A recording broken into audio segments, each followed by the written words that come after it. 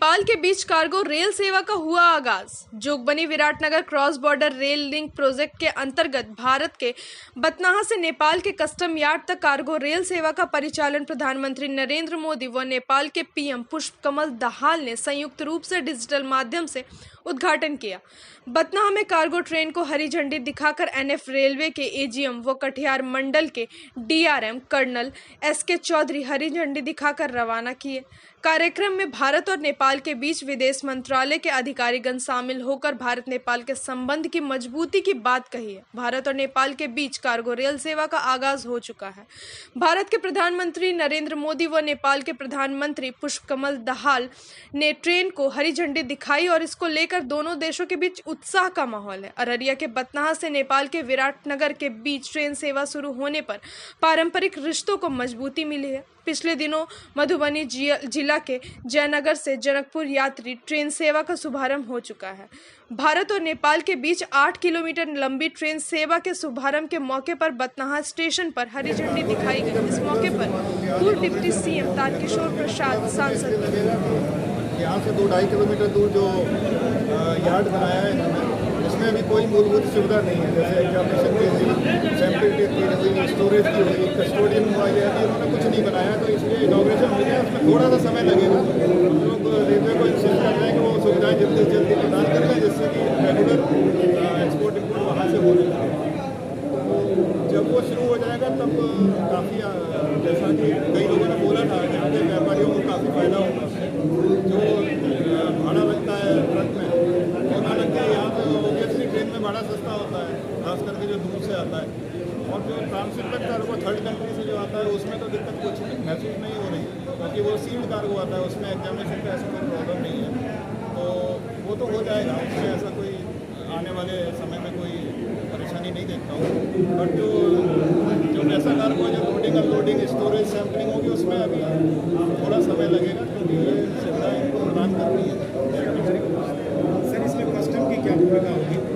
हर भूमिका तो कस्टम की है नहीं, हमारा मेन रोल एग्जामिनेशन का है और हम उसको कम से कम समय में पूरा करना चाहते हैं। जैसे ये आज वाला कार्गो गया, इसका हमने कल ही डॉक्यूमेंटेशन पूरा करा दिया, जिससे कि आखिरी मोमेंट में कोई इस तरह की प्रॉब्लम ना आए। और वैसे भी जो एक इसको हम ड्वेल टाइम के रूप में नापते हैं कि पूरा क्लियर होने में कितना समय लगता है, तो रक्सौल का ड्वेल टाइम इंडिया का सबसे कम है।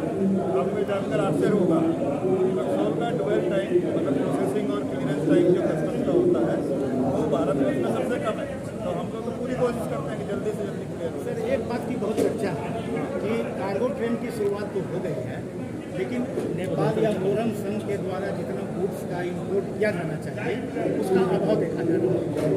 देखिए, ये दोनों देश के इम्पोर्टर एक्सपोर्टर के बीच की बात है।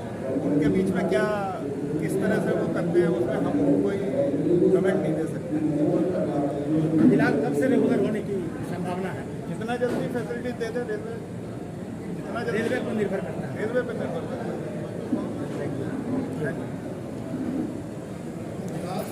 प्रधानमंत्री श्री नरेंद्र मोदी एवं पड़ोसी राष्ट्र नेपाल के प्रधानमंत्री पुष्पकमल कमल जी ने कई समझौतों पर हस्ताक्षर किए और कई भारत नेपाल के बीच की परियोजनाओं को प्रारंभ किया है। उसमें हम सबों के इस पूर्णिया प्रमंडल के लिए सबसे महत्वपूर्ण परियोजना प्रारंभ हुई है कि भारत नेपाल के बीच में जो रेल कार्गो है उसका आज शुभारंभ हुआ है। और वाणिज्य और व्यवसाय के क्षेत्र में, उद्योग के क्षेत्र में एक बड़ा नया आयाम यह साबित होगा।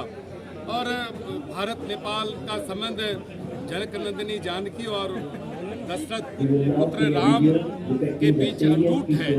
और नेपाल भारत की जो सांस्कृतिक परंपरा है, हम सबों की जो सांस्कृतिक और ऐतिहासिक विरासत है वो अटूट है। और काफ़ी प्रसन्नता है। हम माननीय प्रधानमंत्री जी को और माननीय नेपाल के प्रधानमंत्री जी को हृदय से बधाई देते हैं। आपने कहा है कि पैसेंजर रेल सेवा प्रारंभ होगी, तो हमारे माननीय सांसद जी ने भी कहा है कि मोदी है तो मुमकिन है।